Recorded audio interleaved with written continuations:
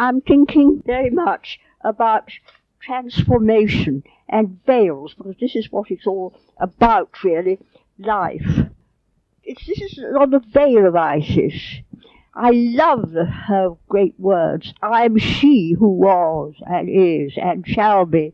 No mortal man have lifted my veil and lived.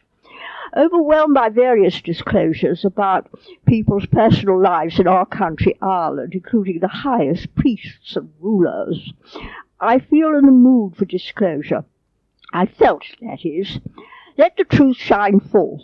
I work out things in our temple. Magically, I would unveil two of my statues, one of a golden naked goddess, which I placed strategically over our holy well of Brigid. The other, our Isis, crowned with sun and moon on our high altar. I enjoyed unveiling the golden statue above the well. I hoped this would break our Irish taboo against nudity. Well pleased with what I'd done, I decided to write about the unveiling of Isis of truth in Ireland and everywhere else. Down with cover-up. You would forgo deception of any sort, secrecy, secret vows, secret rites. Not that we did any of these things in FOI. The door was always left open at our castle ceremonies. At first the people of Clonigor looked in to see what we were up to. Then they knew what we did, and anyhow they began to see it on television. They love blogs and all those things.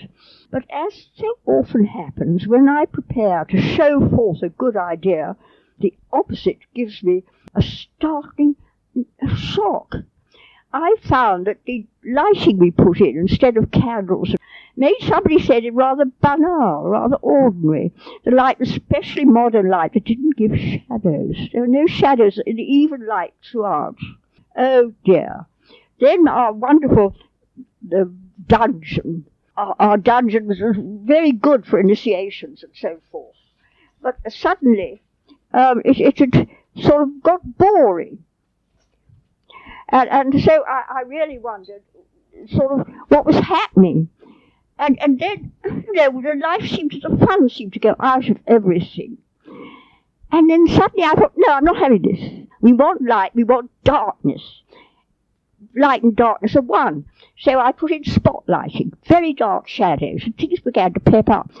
All the glamour came back to our temple, our wonderful dungeon, when I put heavy black curtains over it so people could come through and get a surprise, you see. But I thought when I first wrote this article, I'd done it all, but I haven't. I've done my final, very courageous act of getting rid of exposure. We were presented with this huge masterpiece made of thick sort of hairy whiskery stuff, showing a woman's naked body below her waist and showing her sacred womb in a sort of ochre colour, and then her large legs. And anyway, I mentioned how I was embarrassed by what people would think, but our housekeeper then announced it was the chalice. So I thought, good, the Da Vinci Code. The womb is sacred. Truth is, I always wanted to get rid of it. It was sort of so heavy, so there, if you know what I mean.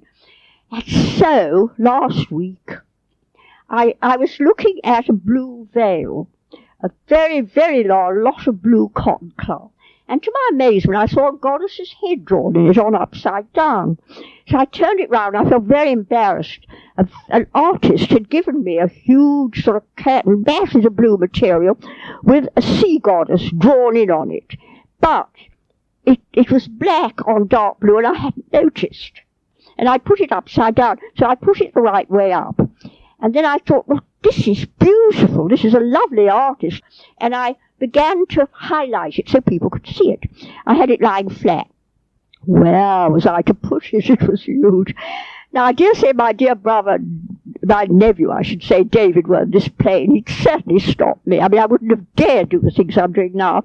But I determined to put it over our masterpiece, the Holy Grail.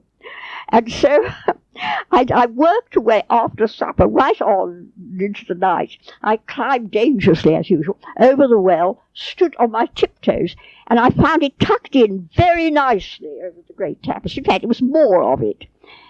And then I stood back and I thought, she's marvellous, because there's the whole of her, not just her womb. She's got a head and a beautiful body, and she's a goddess, and she's wearing a moon.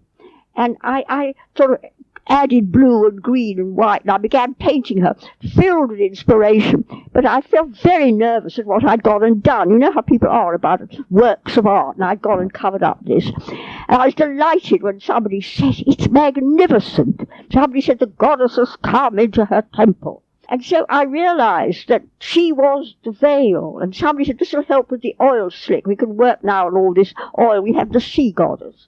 And so I thought, they are real, these beings. And she, somehow or other, what was her name? Atargatis of Syria, Godda. Did you know that the feminine word for God is Godda, and she holds a trident? There's Britannia, but above all, her name was Brigid Namara, Brigid of the Sea.